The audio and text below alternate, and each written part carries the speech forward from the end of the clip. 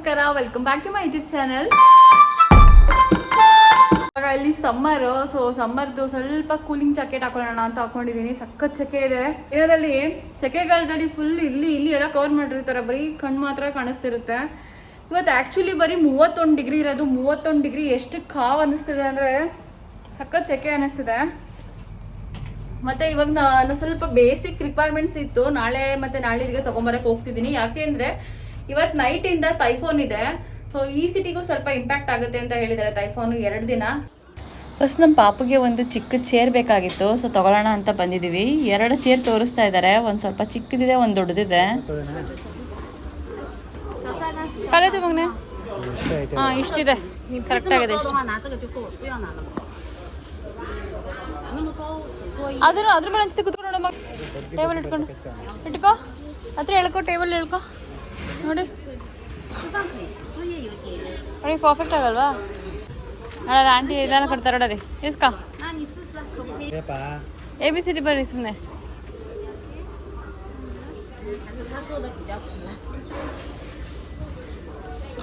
Okay, ಇಷ್ಟು ಬೇಕು ಅಷ್ಟು.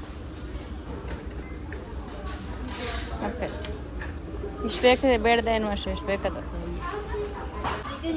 ಎಷ್ಟಿದಕ್ಕೆ? 46 ರೂಪಾಯಿ, ಅಂದರೆ 550 ರೂಪಾಯಿ ಆಯಿತು ಇದಕ್ಕೆ. ಸೆಕೆ ಇದೆ, ಇವತ್ತು ಚೇರ್ ತಗೊಳ್ಳೋಣ ಅಂತ ಬಂದ್ವಿ. ನೆಲ ಒರ್ಸೋಕ್ಕೆ ಮಾಪ್ ಮತ್ತು ಹೊಸದು ಪರ್ಕೆ ಮರ ಬೇಕಾಗಿತ್ತು, ಸೊ ಅದನ್ನು ನೋಡ್ತಾ ಇದ್ದೀವಿ. ಕ್ಲಿಪ್ ಅದು ಎಕ್ಸಾಮ್ ಬ್ಯಾಗ್ ಕ್ಲಿಪ್ ಥರ ಇದೆ, ಓಪನ್ನು ಕ್ಲೋಸು.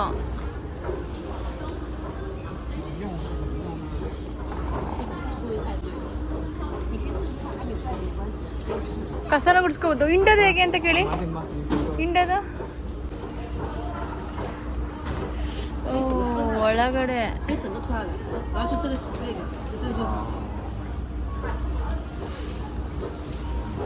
ಅದನ್ನು ತೆಗೆದ್ಬಿಟ್ಟು ಇಂಟ್ಕೋಬೇಕಂತ ತೊಳೆದ್ಬಿಟ್ಟು.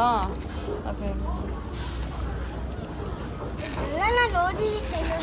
ಇದೆಲ್ಲ ಪೊರ್ಕೆ ಮತ್ತು ಮೊರ ಪೇಂಟ್ ಬ್ರಷ್ ಥರ ಇರುತ್ತೆ ಪೊರ್ಕೆಗಳಲ್ಲಿ ಇರೋದೇ. ವೈಟ್ ಕಲರ್ ಬೇಡ, ವೈಟು ತಗೋಬೋದು, ಕ್ಲೀನಾಗಿ ಕಾಣಿಸ್ತದೆ. ಇಲ್ಲ ಇದು ತಗೊಳ್ಳಿ, ಗ್ರೀನ್ ತಗೊಳ್ಳಿ, ಬೆಸ್ಟು ಗ್ರೀನ್ ತಗೊಳ್ಳಿ ಅಷ್ಟೇ. ಕೆಂಪು ಇದೆ, ಇದು ತಗೋತೀರ ನೋಡಿ, ಇದು ಹಾಂ ಬ್ರೌನ್, ಕಸ ಕಾಣಲ್ಲ ಅಷ್ಟೊಂದು.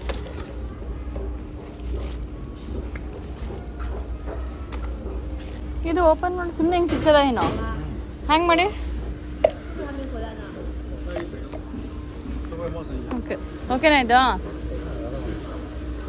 这个多少钱？这个15吧。15。不是刚才说12吗？这个12，这个本来卖18的，然后这个是卖15。ಹಂಗ ಇಲ್ಲೂ ಚೆನ್ನಾಗಿರೋದಿದೆ ಅಂತ ಇನ್ನೂ ಹೋಗ್ತಾ那个25。ನಿಮಗೆ ಕೈ ನೋವು ಕಡಿಮೆ ಆಗೋದು ಆ ಥರ ಎಲ್ಲ. ನಾನು ಸೆಲೆಕ್ಟ್ ಮಾಡಿದ ಪರ್ಕೆಗೆ ಒಂದು 230 ರೂಪಾಯಿ ಆ ಥರ ಹೇಳ್ತಿದ್ದಾರೆ. ಇನ್ನೂ ಆಲ್ಮೋಸ್ಟ್ ಒಂದು 350-400 ರೂಪಾಯಿವರೆಗೂ ಪರ್ಕೆಗಳಿದೆ, ಬಟ್ ಸ್ವಲ್ಪ ತೂಕ ಜಾಸ್ತಿ ಇದೆ. ಸೊ ಕೈ ನೋವು ಬಂದ್ಬಿಡುತ್ತೆ ತೂಕ ಜಾಸ್ತಿ ಇದ್ರೆ ಪರ್ಕೆಗಳು. ಚೇರು ಮತ್ತು ಪರ್ಕೆ ತೊಗೊಂಡ್ವಿ ಈಗ ಹೋಗೋಣ ಮನೆಗೆ.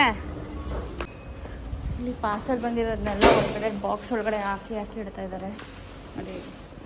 ಇಷ್ಟು ಒಳಗಡೆ ಹಾಕ್ತಾರೆ. ಇಲ್ಲೆಲ್ಲ ಡಬ್ಬಿಗಳಿದೆಲ್ಲ ಅದನ್ನು ಸ್ಕ್ಯಾನ್ ಮಾಡಿ ಒಳಗಡೆಗೆ ಹಾಕ್ತಾರೆ ನೋಡಿ. ಸ್ಕ್ಯಾನ್ ಮಾಡಿದ್ರು ಯಾವ ಬಾಕ್ಸ್ ನಂಬರ್ ಬರುತ್ತೆ ಅದು ಓಪನ್ ಆಗುತ್ತೆ, ಒಳಗಡೆ ಇಡ್ತಾರೆ. ಇಲ್ಲೂ ಇದೆ ಅದೇ ಥರ ಬಾಕ್ಸ್. ಇದೆಲ್ಲ CC ಕ್ಯಾಮ್ರಾಗಳು ಹಾಕಿದ್ದಾರೆ ನೋಡಿ, 2 ಕಡೆನೂ. ಆ ಕಡೆನೂ ಹಾಕಿದ್ದಾರೆ CC ಕ್ಯಾಮ್ರಾ, 2 ಕಡೆನೂ, ಈ ಕಡೆನೂ ಹಾಕಿದ್ದಾರೆ. ಸೂಪರ್ ಮಾರ್ಕೆಟಿಗೆ ಬಂದ್ವಿ, ಹೂ ತೊಗೊಳ್ಳೋಣ ಅಂತ ಅಂದ್ಕೊಂಡಿದ್ದೀನಿ. ನಾಳೆ ಶುಕ್ರವಾರ, ಜೊತೆಗೆ ಟೈಫೋನ್ ಬೇರೆ. ಈಗ ರೋಸ್ ಸೀಸನ್ ಅಲ್ವಾ, ಮನೆ ಒಳಗಡೆ ಇಟ್ಕೊಳ್ಳೋಕ್ಕೆ ಇಂಡೋರ್ ಪ್ಲಾಂಟ್ಸ್ ಎಷ್ಟು ಚೆನ್ನಾಗಿ ಮಾಡಿದ್ದಾರೆ. ಇಲ್ಲಿ ಮಿಕ್ಸ್ಡ್ ಕಲರ್ಸ್ ಇದೆ.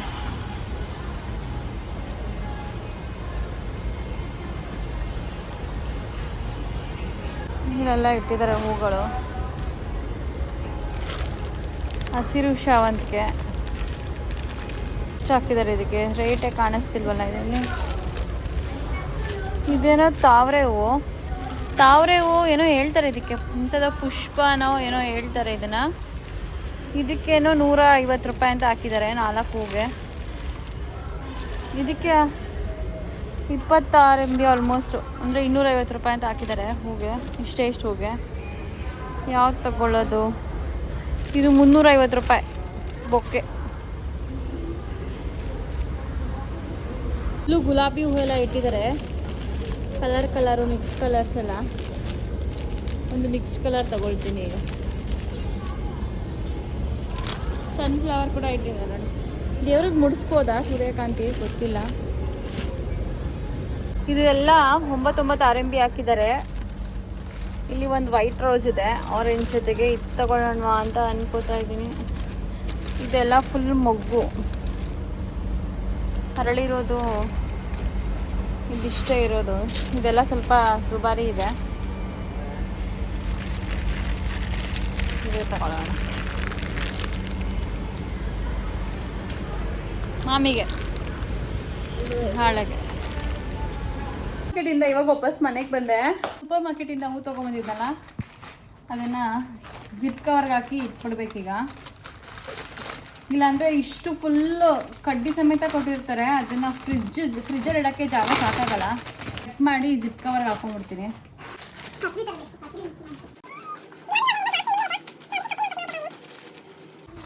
ಇದಿಷ್ಟು ವೇಸ್ಟ್ ಈಗ.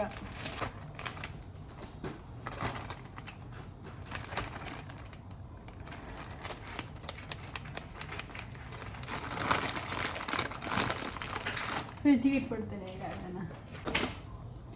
ನಾಳೆಗೆ ಮಶ್ರೂಮ್ದು ಫ್ರೈಡ್ ರೈಸ್ ಮಾಡೋಣ ಅಂತ ಅಂದ್ಕೊಂಡು ಮಶ್ರೂಮ್ ತೊಗೊಬಂದಿದ್ದೀನಿ.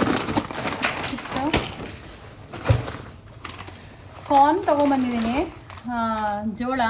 ಸೊ ಇದರಲ್ಲಿ ಕ್ರಿಸ್ಪಿ ಕಾರ್ನ್ ಮಾಡ್ತಾರಲ್ಲ, ಸೊ ಅದನ್ನು ಮಾಡೋಣ ಇವಾಗ ಅಂತ, ಟ್ರೈ ಮಾಡೋಣ ಅಂತ ಅಂದ್ಕೊಂಡಿದ್ದೀನಿ.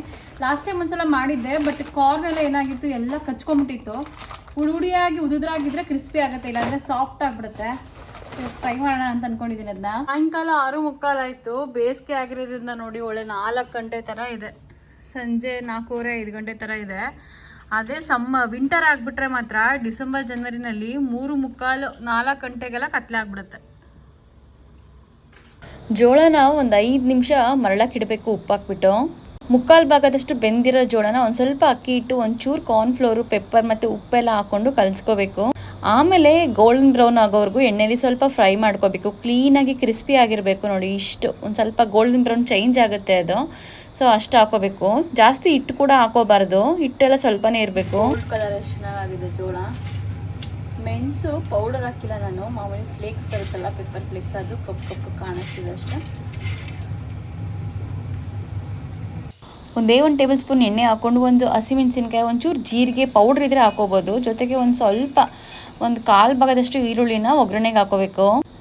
ಚೆನ್ನಾಗಿ ಅದನ್ನು ಕೂಡ ಕ್ರಿಸ್ಪಿಯಾಗಿ ಫ್ರೈ ಮಾಡ್ತಾ ಒಂದು ಸ್ವಲ್ಪ ಉಪ್ಪು ಹಾಕ್ಕೊಂಡು ಇದಕ್ಕೆ ಸ್ವಲ್ಪ ಪೆಪ್ಪರ್ ಪೌಡರ್ ಹಾಕೋಬೇಕು. ನಾನು ಹೇಳಿದ್ನಲ್ಲ ಆವಾಗಲೇ ಸ್ವಲ್ಪ ಫ್ಲೇಕ್ಸ್ ಥರ ಹಾಕಿದ್ದೀನಿ ಅಂತ, ಸೊ ಅದೇನೆ. ಆಮೇಲೆ ಸ್ವಲ್ಪ ಟೊಮೆಟೊ ಸಾಸ್ ಹಾಕೋತಾ ಇದ್ದೀನಿ ನಾನು. ಒಂದು 1/4 ಸ್ಪೂನ್ ಸೋಯಾ ಸಾಸ್ ಹಾಕ್ಬಿಟ್ಟು ನಾನು ಸ್ವಲ್ಪ ಮರಳಿಸ್ದೆ. ಆಮೇಲೆ ಇದಕ್ಕೆ ಕ್ರಿಸ್ಪಿ ಕಾರ್ನ್ ಏನು ನಾವು ಎಣ್ಣೆಲಿ ಫ್ರೈ ಮಾಡ್ಕೊಂಡಿರ್ತೀವಲ್ವ, ಅದನ್ನು ಹಾಕ್ಕೊಂಡು ಮಿಕ್ಸ್ ಮಾಡ್ಕೋಬೇಕು. ಸ್ಟವ್ ಆಫ್ ಆಗಿದ್ರೆ ಓಕೆ, ಸ್ಟವ್ ಆನ್ ಒಂದು ಸ್ವಲ್ಪ ಸಿಮ್ಮಲ್ಲಿ ಇಟ್ಬಿಟ್ಟು ಫ್ರೈ ಮಾಡಿಕೊಂಡ್ರು ಚೆನ್ನಾಗಾಗುತ್ತೆ. ನಾವು ಎಣ್ಣೆನಲ್ಲಿ ಏನು ಹಾಗೆ ಕರೆದಿರ್ತೀವೋ ಅದು ಕೂಡ ಹಾಗೆ ಡೈರೆಕ್ಟಾಗಿ ತಿನ್ಬೋದು. ಇದನ್ನು ಕೂಡ ಫ್ರೈ ಮಾಡ್ಕೊಂಡು ತಿಂದರೆ ತುಂಬ ಚೆನ್ನಾಗಾಗುತ್ತೆ, ಅಂದರೆ ಮಂಚೂರಿ ಸ್ಟೈಲ್ ಥರ ಆಗುತ್ತೆ. ರೆಸ್ಟೋರೆಂಟ್ಗಳಲ್ಲೆಲ್ಲ ಇವಾಗ ಕ್ರಿಸ್ಪಿ ಕಾರ್ನ್, ಗೋಲ್ಡನ್ ಕಾರ್ನ್ ಅಂತ ತುಂಬಾ ಫೇಮಸ್ಸು. ಅಲ್ಲೆಲ್ಲ 350-450 ಆ ಥರ ಆಗುತ್ತೆ. ಸೊ ಮನೇಲೇ ಮಾಡ್ಕೊಂಡು ತಿಂದರೆ ನಮ್ಗೆ 50-60 ರೂಪಾಯಿಗೆಲ್ಲ ಕೆಲಸ ಮುಗ್ದೋಗುತ್ತೆ. ನಾನಿದು ಸೆಕೆಂಡ್ ಟೈಮ್ ಮಾಡಿದ್ದು. ಫಸ್ಟ್ ಟೈಮ್ ಎಲ್ಲ ಕಚ್ಕೊಂಡ್ಬಿಟ್ಟಿತ್ತು, ಸೆಕೆಂಡ್ ಟೈಮ್ ಉದುದ್ರಾಗಿ ತುಂಬಾ ಚೆನ್ನಾಗಾಗಿತ್ತು. ಊಟ ಆದಮೇಲೆ ಈಗ ಹೊರಗಡೆ ವಾಕಿಂಗಿಗೆ ಬಂದ್ವಿ. ಕರೆಕ್ಟಾಗಿ ಜೂನ್ 5ನೇ ತಾರೀಕು ಇಲ್ಲಿ ರಿಪೇರಿಗೆ ಅಂತ ಬೋರ್ಡ್ ಹಾಕಿದ್ರು. ನನ್ನ ಬ್ಲಾಗಲ್ಲಿ ನೋಡಿದರೆ, ಹಳೆ ಬ್ಲಾಗಲ್ಲಿ ನಿಮಗೆ ಗೊತ್ತಾಗುತ್ತೆ. ಇವಾಗ ಓಪನ್ ಮಾಡಿದ್ದಾರೆ. ಇಲ್ಲೊಂದು ಚೂರು ಕನ್ಸ್ಟ್ರಕ್ಷನ್ ಆಗ್ತಿದೆ, ಇದು ಕಂಪ್ಲೀಟ್ ಮಾಡ್ತಾರೆ. ಬಟ್ ಜನಗಳು ಓಡಾಡಲಿ ಅಂತ ಅಂದ್ಬಿಟ್ಟು ರಸ್ತೆ ಓಪನ್ ಮಾಡಿದ್ದಾರೆ. ಈಗ ರಾತ್ರಿ ಪಾಪು ಒಂದು ರೌಂಡ್ ಸೈಕಲ್ ಹೊಡಿತೀನಿ ಅಂತ ಅಂದ್ಕೊಂಡು ಸೈಕಲ್ ಎತ್ಕೊಂಡು ಬಂದಿದ್ದಾನೆ. ಹಿಂಗೆ ಸೈಕಲ್ ಹೊಡ್ಕೊಂಡು ವಾಪಸ್ಸು ನಾವು ಮನೆಗೆ ಹೋಗ್ತೀವಿ.